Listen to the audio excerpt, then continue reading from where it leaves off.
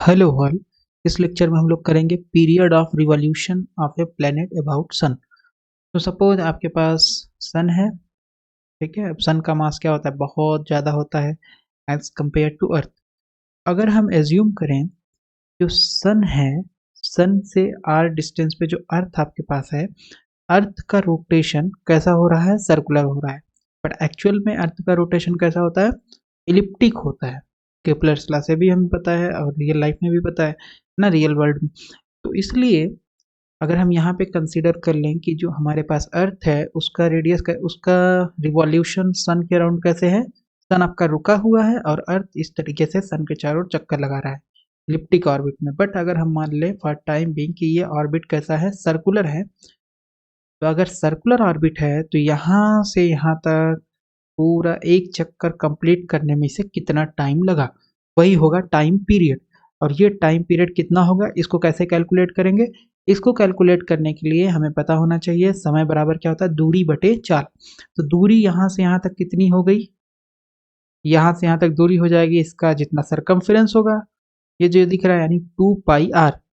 और चाल, चाल क्या होगा, वेलोसिटी, वेलोसिटी कितनी होगी, मान लेते हैं v, ठीक है। तो 2πr/v अगर हम कर देंगे तो हमें पता चल जाएगा time period of earth in circular orbit around the सन।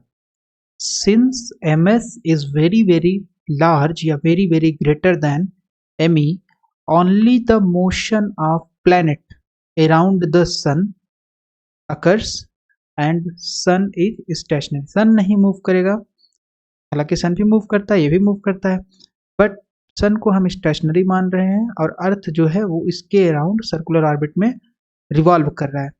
तो इन अप्रोक्सीमेशन ये कैसा ऑर्बिट होगा, सर्कुलर होगा, बट एक्चुअल में ये होता है आपका एलिप्टिक, ठीक है।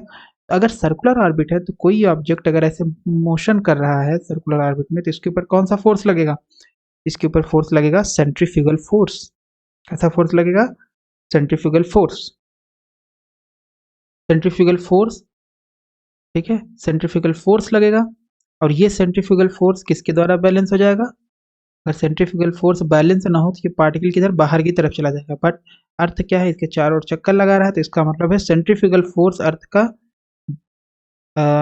का जो सेंट्रीफ्यूगल फोर्स है वो बैलेंस हो जा रहा है due to gravitational force of sun. Sun का जो ग्रेविटेशनल फोर्स जो अर्थ के ऊपर लगेगा वो बैलेंस कर ले रहा है इसके सेंट्रीफ्यूगल फोर्स के। तो सेंट्रीफ्यूगल फोर्स कितना होता है, mv²/r बराबर कर देंगे -g(ms)m/r²। ये क्या है, ग्रेविटेशनल फोर्स, न्यूटन का ग्रेविटेशनल फोर्स कितना होता है, g(m1m2)/r²। ये हो जाएगा, ठीक है। तो स्मॉल m से स्मॉल m कैंसिल, एक पावर यहाँ से कैंसिल हो जाएगा, तो इधर बच जाएगा कैपिटल g(ms)r, जहाँ g है ग्रेविटेशनल कांस्टेंट, और इधर बच जाएगा v²। हमें v ही चाहिए था, हमें क्या चाहिए था, v, ठीक है। तो वहां से भी निकाल सकते हैं या डायरेक्ट हम यहीं पे अगर हम कर दें v बराबर r ओमेगा, v बराबर क्या हो जाएगा, r ओमेगा। तो अगर v बराबर r ओमेगा है, सब्सटीट्यूट यहाँ पे कर देंगे तो ये क्या हो जाएगा, r² omega square, r² omega square. और ये r जो है इधर चला जाएगा तो r³ हो जाएगा, तो ओमेगा स्क्वायर हो जाएगा √g(ms)/r³। ओमेगा कितना हो जाएगा, √g(ms)/r³, ठीक है। ये ओमेगा आ गया। अब हमें पता है कि एंगुलर वेलोसिटी और टाइम पीरियड में एक रिलेशन होता है, t बराबर 2π/ओमेगा या omega is equal to 2π/t।